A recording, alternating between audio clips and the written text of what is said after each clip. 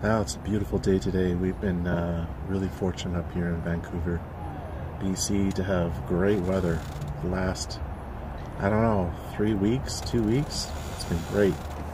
And usually in March it's raining like crazy, and I don't really know. I'm expecting a hot summer if this continues. I mean, it's like 18 Celsius right now and not a cloud in the sky, so awesome. Apologies for my attire. I've got wood chips, sawdust. It's my working on the van hat. I'm due to buy a new hat. I know that's exciting information for you. So today I'm going to talk about how I managed to work a 3-day work week at 46 years old. Well, to be honest, I'm almost 47. I'll be 47 March 23rd. Mark it on your calendar. Or not. Your choice.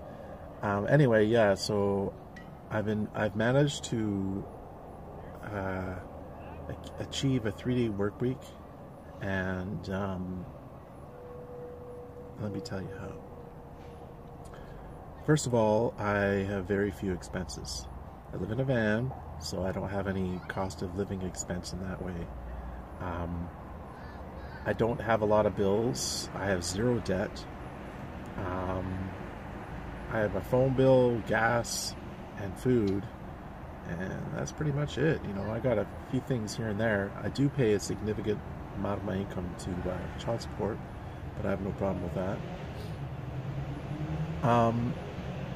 Other things is that my hobbies tend to be things that make money. They don't make a lot of money, but they make a little bit, like making YouTube videos. And then playing music is kind of like a tough one because, in a sense, I spend money on rehearsal fees, which is like, you know, 12 bucks a week, so $48 a month. But once the band is good enough and ready to start gigging, I can make money doing that. The most I ever made gigging was my most successful band. We made $6,000 in a year. So divide that by 3 people, 2,000 bucks each. So that was the most successful band. It's not like you're going to get rich on it, but it's kind of like an accumulation. So those are some of the ways I've managed to achieve 3-day work week. But I would say the biggest one is my job. A couple of years ago, I decided to make a change in my employer, and there's multiple avenues to go in terms of who hired me, but I decided to really only apply to one, and I got it. I know there's other people that I worked with that also applied to the same employer and did not get it. And I was surprised by that because I thought they were pretty good. So, yeah, that was good. I think something that really helped me is I had an excellent reference. I had like 4 good references, but one of them, which from one of my senior people that I worked with, he gave me an outstanding reference, and that carried a lot of weight because he's well known by the person that hired me. And she basically said, well, if this guy says this good things about you, then you know, that to me says a lot. So I think that kind of put me over the top. Would I have gotten the job without her, or without that person's excellent reference? Maybe not. But so don't discount the power of a good reference. It means a lot.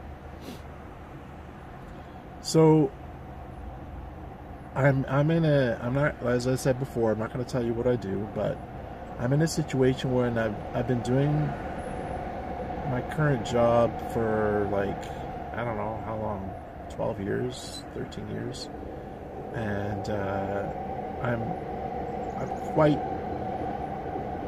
you know, it's hard to express myself like this without sounding like egotistical, so apologies if it sounds that way, but I'm fairly skilled at what I do, I'm like I said, I only applied to one employer and I got hired by them. And to me, the reason I only applied to them is because they're the best, or one of the best in the province. So I managed to work 3 days a week because I have, the field I'm in, I'm fairly well educated, and not everybody can do my job. It's a stressful job.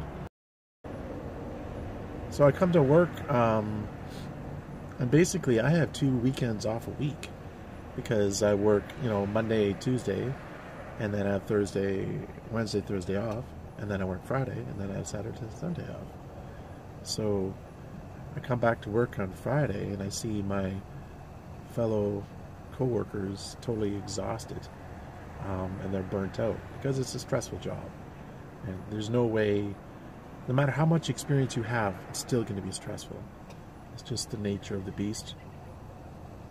So, but the thing is, the people I work with, they own very expensive houses, like $1 million plus houses. They drive really nice cars, and they live they live a life of high standards. And so I hear them talking in the staff room about going on a vacation that costs like 10 grand. I'm like, oof, man, that must be nice. And you get a bit envious because you think, wow, I wouldn't mind going on a $10,000 vacation.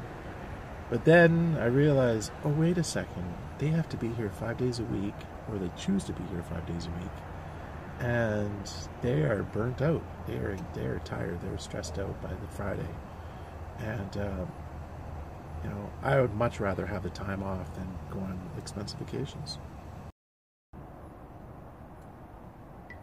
So those are some ideas about how to achieve a 3-day work week. Get involved in an occupation that has room for advancement with the pay that goes along with it, and try to pick a field where you have a skill that is desirable. If you're using your body to work at the dollar store and just scan items as they go by, anybody can do that. But if you have a skill that you present to an employer that not anybody can do, but you can because of your experience and training. Now, a big part of this is how you spend your money. If you live in a van, you probably live fairly simply, and simple living means you spend less money. I don't have any habits that are expensive, like I don't smoke, I don't drink.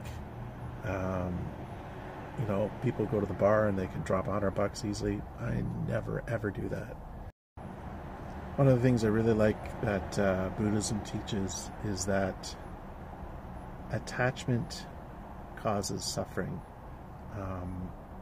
and that is a big loaded statement.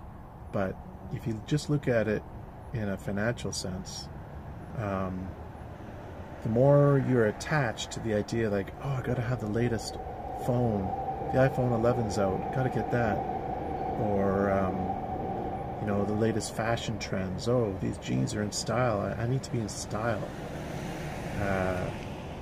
You're getting sucked into that trap of consume, consume, consume, and corporations benefit, but you suffer because you are spending your hard-earned money on things you probably don't need.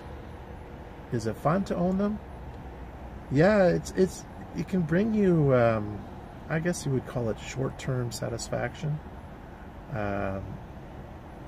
After you've had your new phone for 5 months, 2 months, 3 months, 1 month, do you really get the same kind of wow feeling you got when you first got it? No. It fades away. The joy is fleeting. So if you can kind of not be attached to the idea of, I need to have the latest gizmo or the latest fashion thing or whatever it might be, you can live a simpler life, which means you can afford to work less, because if your wants are less, you can be satisfied easier. I think I've told this story before, but it's worth repeating. There's this documentary I saw quite a while back now, and this guy's in India, and his hut's made of grass and cow poop, and his fire is fueled by poop, cow poop, and you know, he's not wearing a shirt and he's missing a couple teeth, and the lady documentarian says, "Are you happy?" And he looks at her right in the eye and says, "Yes, I am happy." And you know, there are many people in our society that have all the latest and greatest things that society can offer, and they're so-called civilized, yet they are not happy. So it's all about mindset. It's all about your perspective. You can be happy with less, you can work less, and life is better. A couple days ago,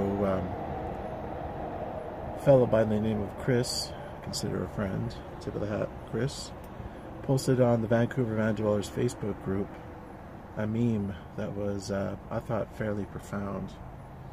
And it said, "I have never bought anything with money.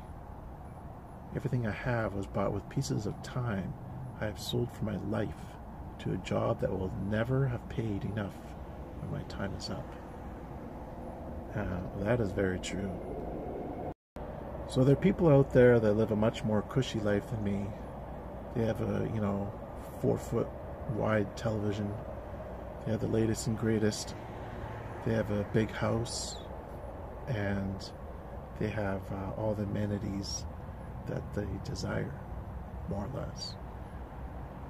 I live in a van. What's it, 50 square feet, 60 square feet or less? And it's not really about what you own, it's about how you approach what you own. So, food for thought, I suppose. If you want to work less, you want to work 3 days a week, and you might need to make some changes to make that happen. If you have to have the latest and greatest, then I guess you have to be prepared to do the 9 to 5 or 5 day a week, 40-hour a week grind. Thanks for watching, and be well, my friends.